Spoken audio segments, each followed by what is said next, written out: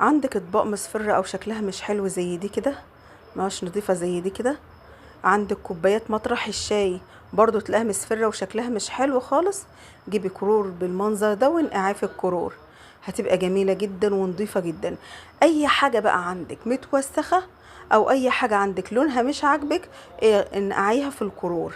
انقعها في الكرور، بس اهم حاجة عندي بعد ما تنقعها في الكرور اغسليها غسيل يعني كتير جدا بالصابون، واغسليها مرة واتنين علشان ما يبقاش لها اثر الكرور في الاطباق او الكوبايات او كمان الحاجات البلاستيك. يا جماعة بتخليها زي الفل. الكرور ده لو نقعتيه في الحاجات البلاستيك بتاعت اللي انت تغسلي فيها الخضار والفاكهة والحاجات دي، هتبقى زي الفل. برضو فرشة السنان او الفرشة ان شاء الله باذن الله هعمل لكم فيديو بعد كده واوريكم التنظيفات كلها اللي انا بعملها باذن الله.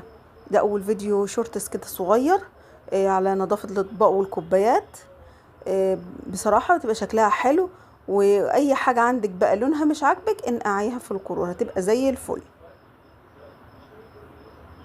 بالمنظر ده. بعد ما خلاص نقعتيها وحسيتي ان هي الصفار راح منها او حسيتي لونها مش حلو كده، هتحطيها في الكرور وهتغسليها غسيل كويس جدا وهتبقى زي الفل بالمنظر ده.